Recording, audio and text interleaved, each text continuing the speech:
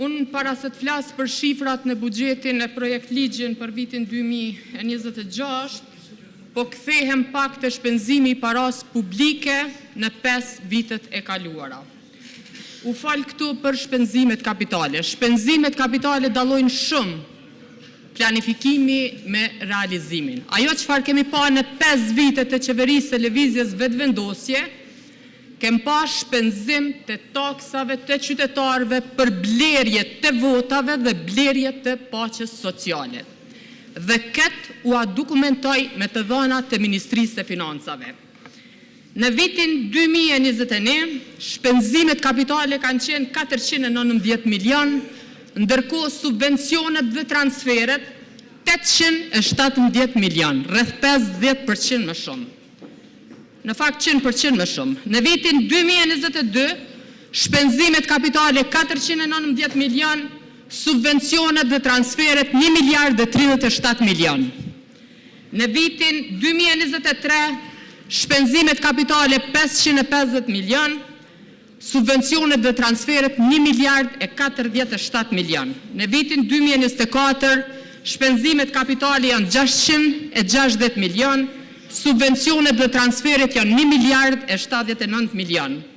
Dhe në vitin 2025, si që dha Kryeministri shifrat, tha shpenzimet kapitale janë 720 milion, besoni ose jo kolegë, si pas këtyre shifrave i bjen që vetëm në muajin dhjetor, gjatë fushatës elektorale, qeveria ka arritur që të shpenzoj plot 240 milion euro shpenzime kapitale.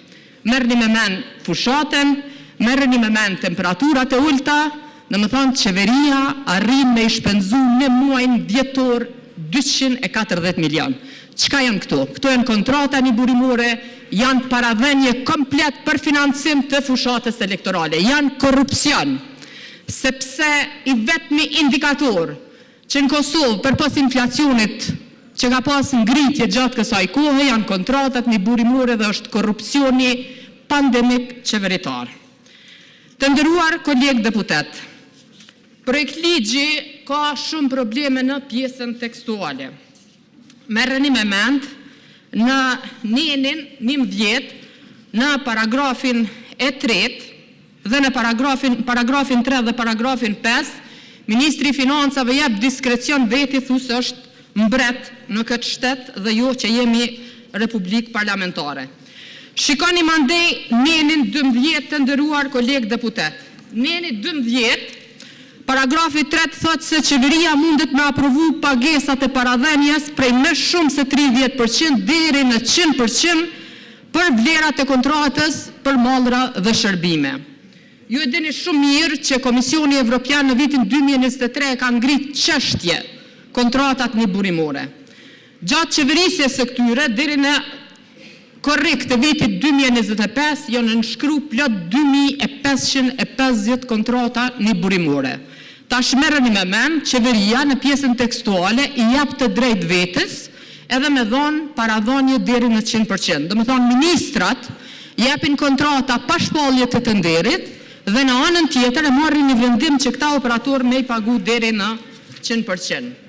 Çfarë kemi tjetër? Në nenin 14 në paragrafin 2 të nderuar deputet të legjislaturës së 8, ju kujtohet shumë mirë ku në Komisionin për Ekonomi ka pas debat lidhur me një garancion bankar për projektin për energji të ripërtritshme, ku menaxherin atko drejtori i Kosit nuk pranonte që galshu garancion bankar për operatorin privat ekonomik.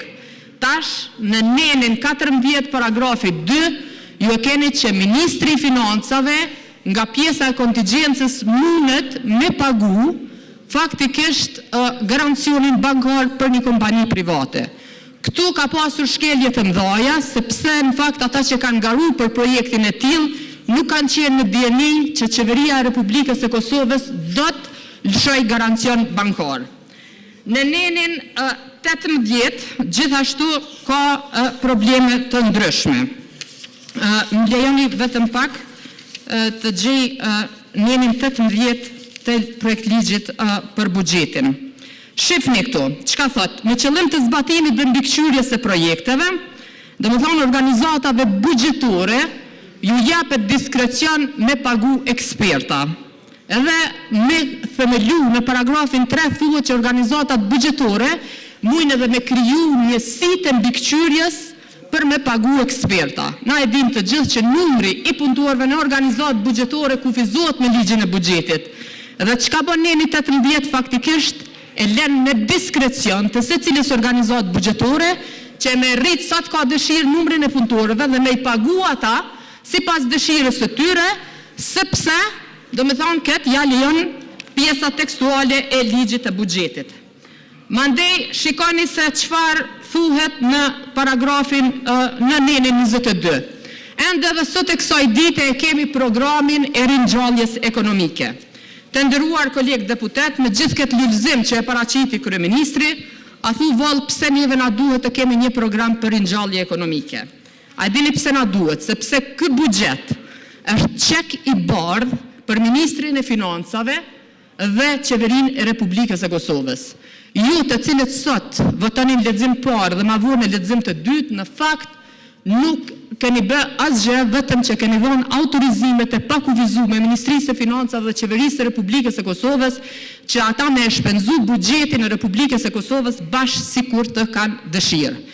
Merreni me mend, u përmend ma herët edhe nga zoti Hamza, i kemi kontingjencat në Ministritë e Financave në shumë prej 47 milion eurove dhe mbi 30 milion euro kemi programin e ringjalljes ekonomike.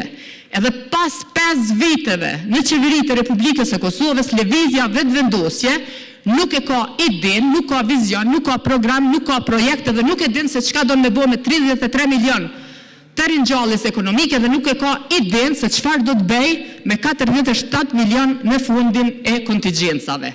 Mirë po, e dini qka? Në kuadër të këtij fundi janë 100 pozita të lira me buxhet prej 20 milion eurove.